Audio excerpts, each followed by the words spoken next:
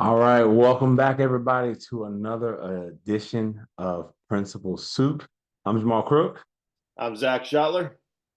and listen, today we are talking about burnout in education. I have an interesting saying that I say to people that I heard somewhere, and I thought it was fantastic for people who fake not being burnt out. You say you can't be burnt out unless if you were never on fire. You ever see? I see some of those memes that show the generic responses people give, like, "Hey, how you doing, Jamal? I'm fine," but that really Yeah, means I'm ready to walk out of here right now. Or, "How are you doing? I'm great." That means I'm putting my letter of resignation in. So, right. they're the generic responses we give: doing great, doing fine. But there's much more depth between Mhm. what was said and what the answer actually is. Right. And when it's really going bad for me, I always say I'm having a character building day. So, An optimistic way to spin it. hey, that's the only way because you're trying to balance what's happening to you in relation to how you feel. And I think a lot of times we don't really we don't really look within ourselves in relation to where we are sometimes. And I think those are some things that lead to burnout. But let's define what burnout is. Like in your professional opinion, what do you think burnout is?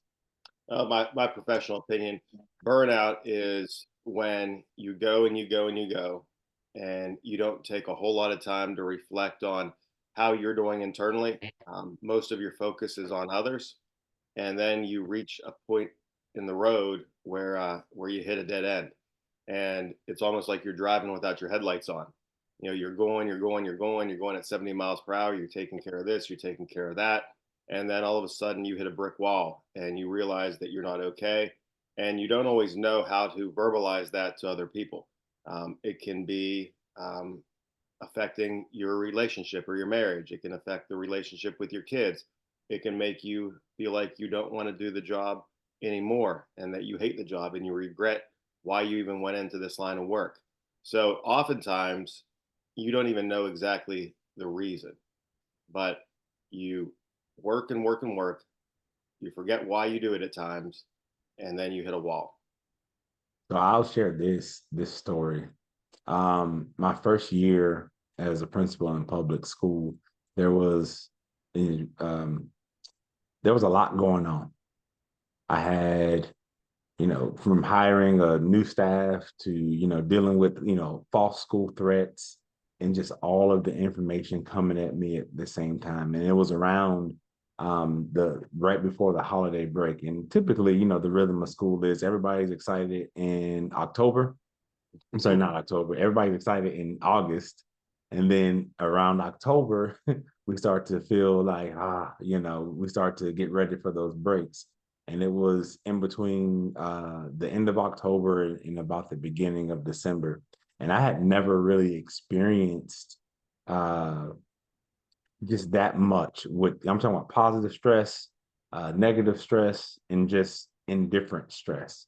And I was driving into work and I had to pull over because, like, just like you said, I could not think straight.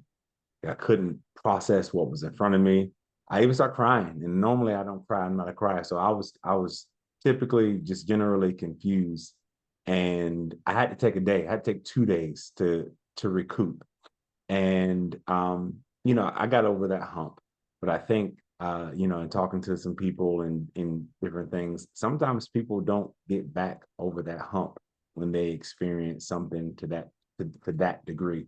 And I think sometimes it's important for us to know, if you ever seen one of those little memes and it has like the battery and it says, take a break and it has the battery half full and then it has it with like 2 bars left. You know how your phone looks and it says take a break when you're half full as opposed to when you only have 2 bars left.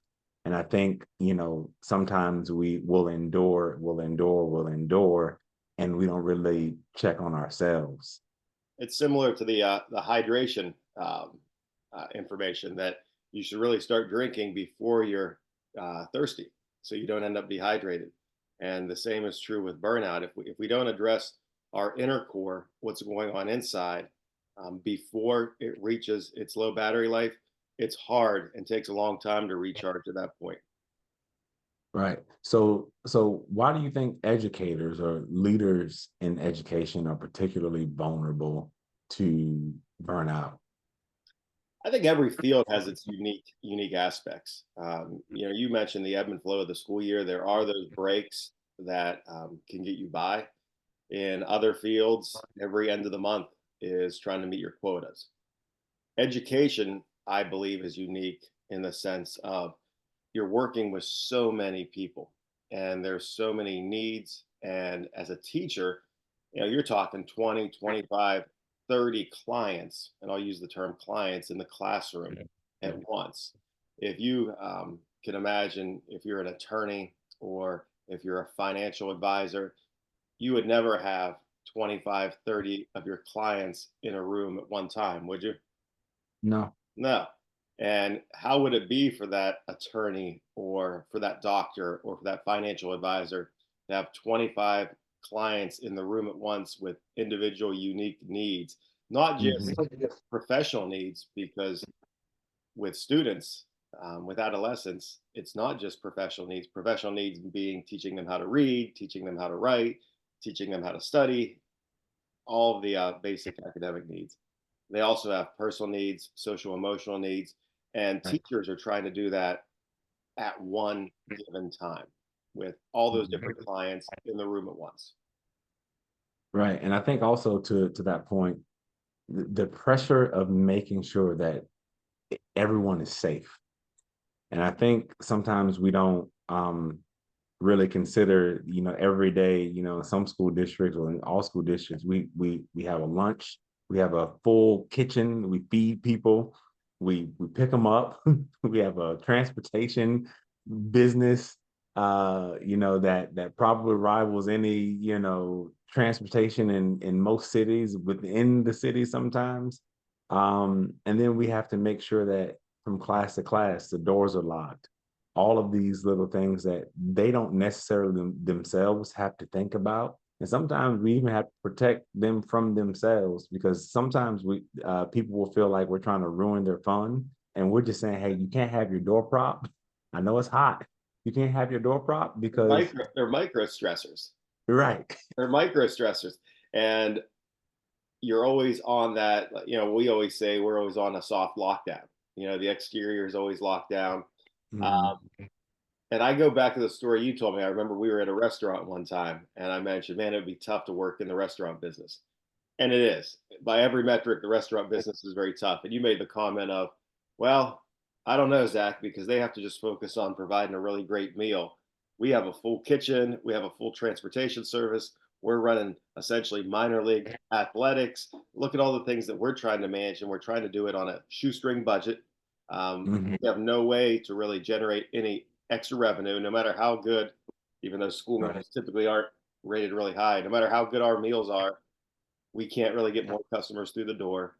No matter how, so it's a challenge, and Right. trying to do all these different things all the time, and you're trying to do them well, and it does create some major stress.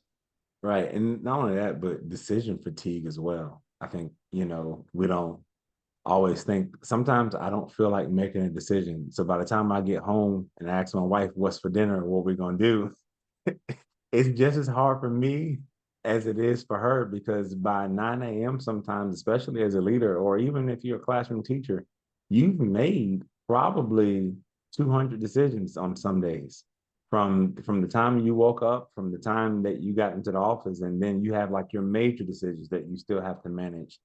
And I think that becomes a thing that we don't think that typically takes from our bucket. But I think it's important for us to recognize when we are experiencing decision fatigue. So, what are some things that we can do to overcome some of these things? That Ooh, it's a challenge, especially when you are in the administrative ranks, because Mhm. I think in our last podcast you mentioned that administration can be lonely.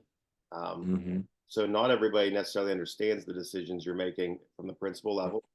No, not very many people at all understand the decisions from the superintendent level. So Right. I think some of the things that you can do depends on, what level that you're at. We talked a lot about how challenging the teacher profession can be. From the superintendent position, I know it's a little bit different in Florida, but not that much different.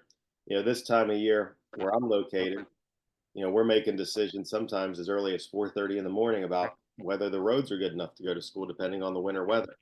And that doesn't necessarily change your workday. So you get ready to go to bed that night. It's supposed to snow or freezing rain. You have to set your alarm for 3:34 a.m. You have to work with your transportation department, some other administrators to decide if school's safe. That doesn't change the business end of things. And then you're starting to really burn the candle at both ends because there's still different athletic events and things that go on in the evenings. So trying to Right. find the time to press pause can be very hard.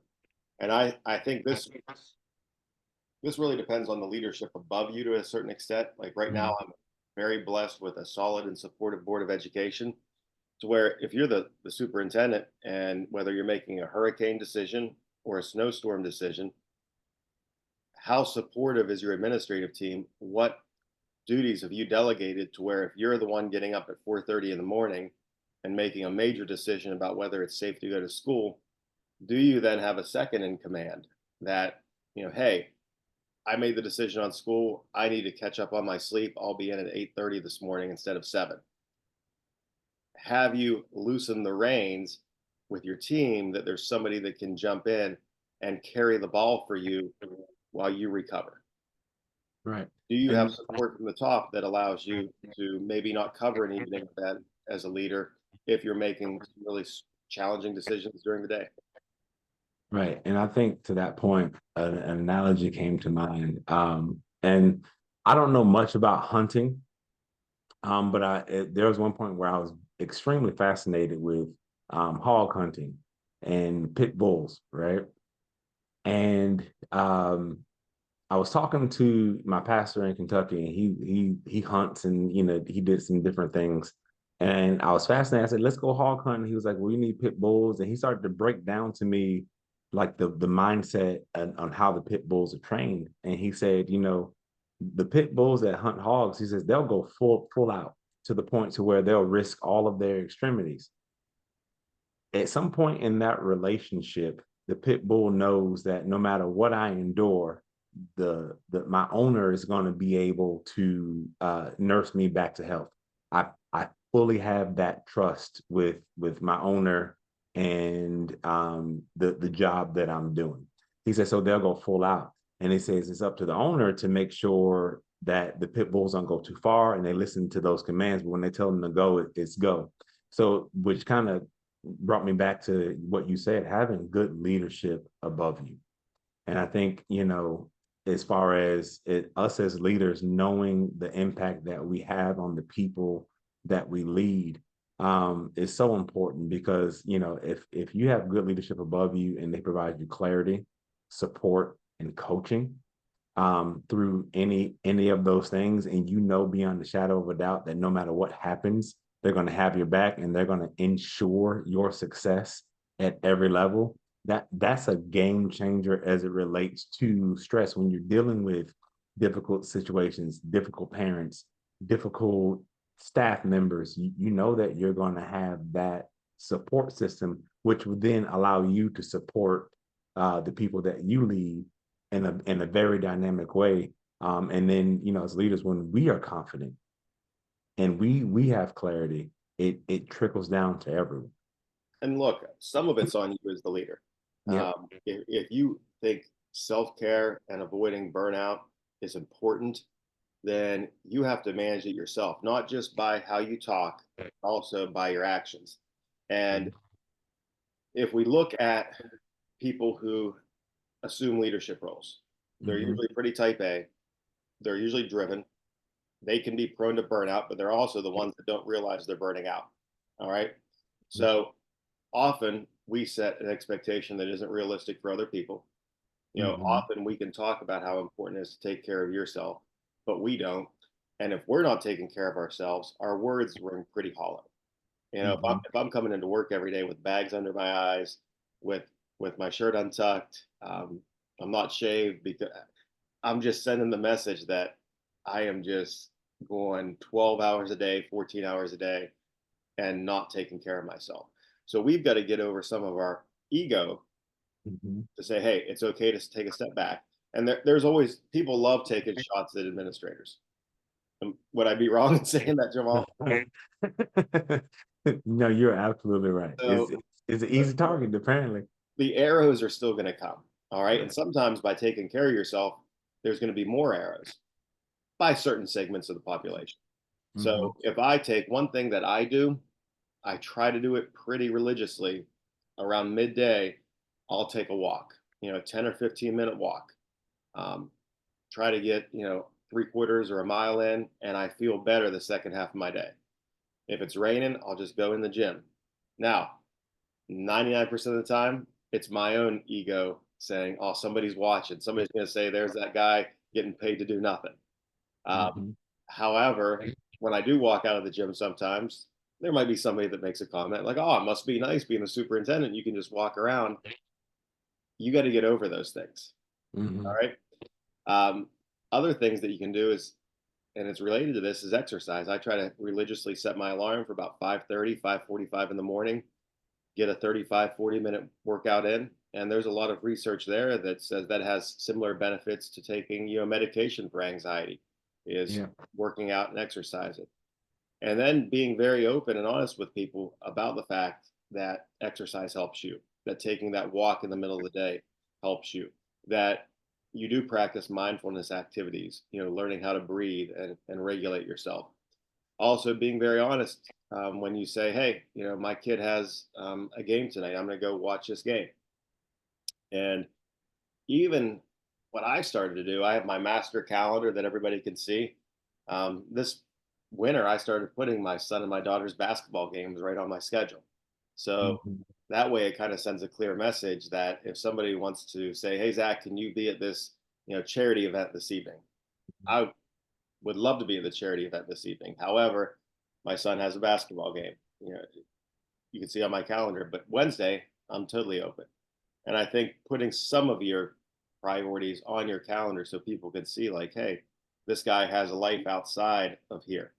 Because there's always those stories that are true that when you're a teacher and one of your students sees you outside of the school in your Murray State t-shirt, they're shocked. I didn't know Mr. Crook had a life outside of here. I think that's also true, maybe to a lesser degree, with superintendents and principals. Sometimes our staff sees us outside of school and they're like, oh, I didn't. Seems weird seeing Mr. Crook not on campus.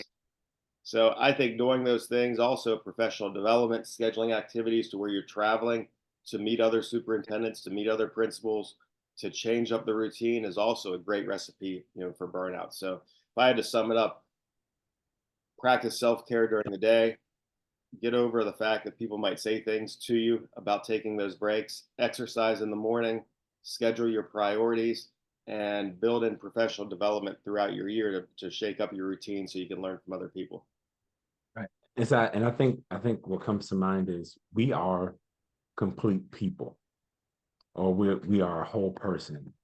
And we've talked about this before. You know, the mind can only handle about seven things at a time in at any given point in life, right? And then what we'll do is what automatically comes to mind is we'll say, okay, we got seven things. So we'll say we got this initiative at work, this initiative at work, this other initiative at work, and then I got to do this for my business, this, and then we have seven things that are business related. When the mind can really only do about seven things well at any given time. So just to your point, like you have to be I have to be a husband, you have to be a husband, or so sometimes you have to manage a relationship with a significant other. Some of us have kids. Mhm.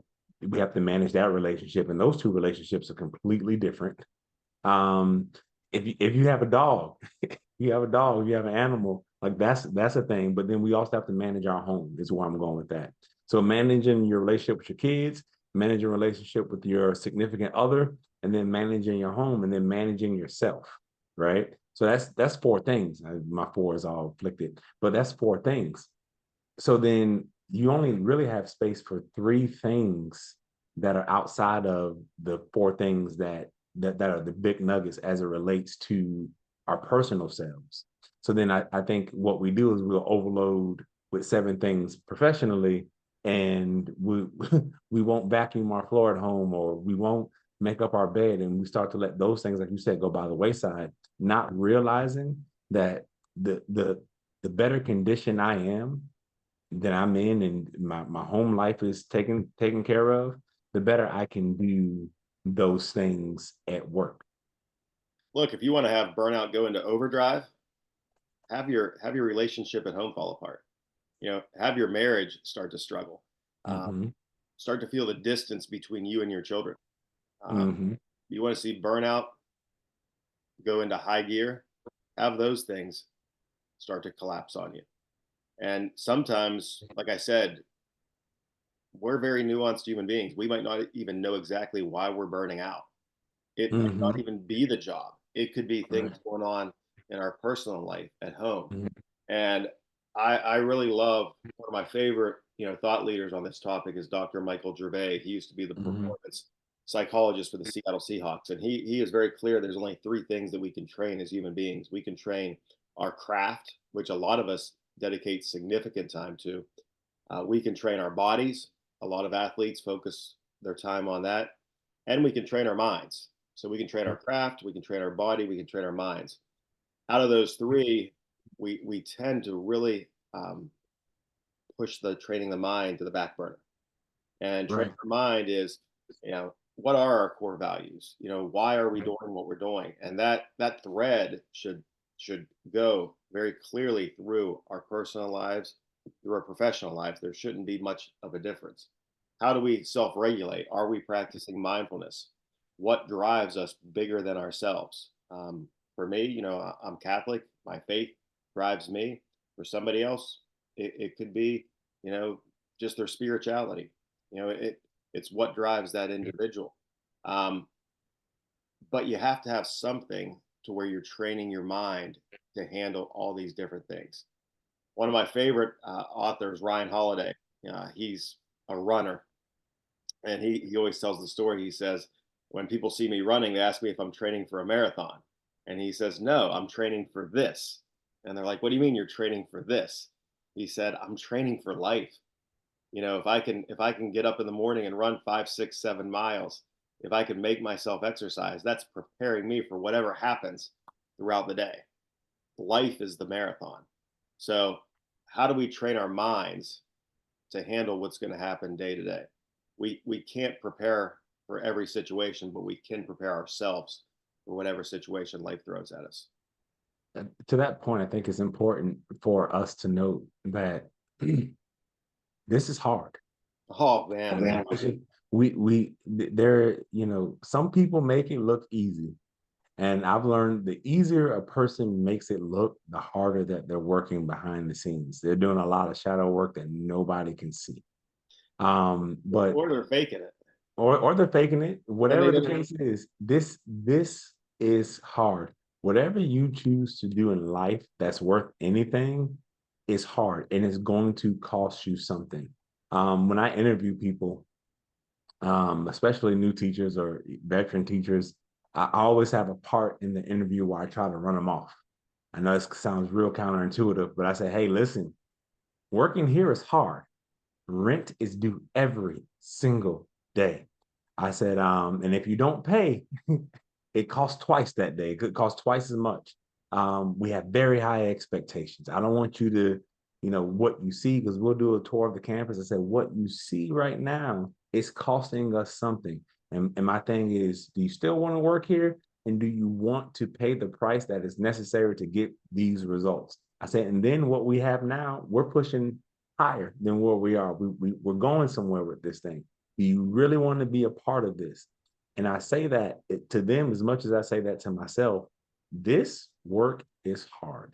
It's going to require is some level of sacrifice, that some of us might not be willing to do. But then it goes back to, if you have that understanding, it doesn't make it easier, but the understanding helps you get through those really, really rough patches, because you're going to have days where you're the hammer and you're going to have days where you're the nail.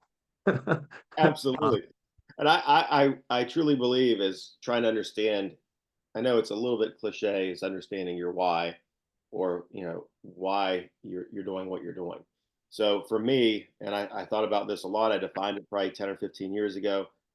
Why I do what I do is to develop myself as a leader so that I can help others become leaders. And what helps me get through tough days at work is that I know that I'm doing what I'm meant to do. What helps me Mhm, get through tough days at home is that I know I'm doing what I'm meant to do. And if you take away my superintendency, my why doesn't change. It's to develop mhm, myself as a leader so I can help others become great leaders. I can do that for my children. I can do that for my community. I can do that with my friends. It doesn't change. So if our whole self worth is tied to what we do, it's very much a performance based identity. That when things go south in that area, when we start to feel burnout in that area, we start to question our decisions. We start to question our purpose. We start to question everything. Did I spend 20 years of my life doing the wrong thing? Maybe, but if you know truly what you were put on this earth for, it can alleviate that, and you can make the decision to walk away from education and still be fine and still live your purpose. right. So the story came to mind. There was a let's say that we're going, for the sake of this story, this guy's a superintendent. So the superintendent, he loved to work. He worked all the time. And he would work weekends. He would work Saturday, Sunday, and only a little bit of time. So the holidays were approaching, and his son just wanted for Christmas a day in which he just spent the day with him. So the superintendent was going through his calendar. He's like, I have a day. He says, I'm gonna take a day off, and son, we're gonna spend the day together. But the superintendent was wise. He said, before he wakes up, I'm going to get a whole bunch of work done, all right, and try to, and then fit him in. So I'm gonna wake up before he wakes up, and then I'm gonna get the work done, and then I'll have my day, and I can relax, and I can enjoy my time with my son. So superintendent wakes up, son wakes up at the Uh, same time. It's like 5 a.m. They wake up, and he was like, son, what are you doing? He's it's still dark outside. He was like, it's our day. You said you had the day. So I know you woke up early. So I'm waking up early. I want to spend all day with you. He says, okay, I tell you what, let daddy have his coffee and let me do a few things. Let me get ready and I'll be with you. So the son keeps going, keeps going. He's like, okay, listen, hey, I tell you what. So he takes a newspaper and he rips it up and he says, it was a picture of the globe. He takes it, I mean, of the world, right? He takes it, rips it up. He says, put this back together as a puzzle for our first activity. And I'm gonna go to the bathroom, really, man. I'm gonna go do some work, and I'll come back and see where you are. So, like 3 minutes later, the kid comes back, and he's like, "I'm done." He's like, "There's no way you're done putting this picture of the world together in 3 minutes." And I ripped it up pretty good, so it would take you some time. And so he says, "No, Dad, I'm done. Come, let me show you." And the superintendent gets there and he says, he looks and he's like rubbing his eyes. He's like, how do you get it done so fast? And the son said, he says, it was kind of challenging at first. He says, but I saw a man on the back of it. He says, so I put the man together and the world fell into place. So sometimes in this example, sometimes we have to put ourselves together and then the world will fall into place. yeah, it starts with us. What I've seen with myself specifically, when I'm burnout, anxiety becomes worse, and I've Mhm. observed that in others. And one of the hallmarks of anxiety is that we start to deflect and blame, and it's somebody else's fault, and we start to give away the ownership of the situation. So Mhm. if we can put ourselves back together, the world does seem to fall into place. I think that's a great story, Jamal. And the thing is, if you are burnt out, It doesn't mean that you failed or you're insignificant or you can't handle the situation. It just means that you probably should pause, reassess, reflect, rebuild. Because as long as we have air in our lungs and we're capable in our minds, I always tell people it's only a matter of time before we do whatever it is that we set out to do. And the only thing that's stopping us is us. Yeah. All right, Zach, that's another addition. Thanks, Jamal. Enjoyed the conversation today. Hopefully somebody can listen to it and take something out of it. Yes, sir. Until next time.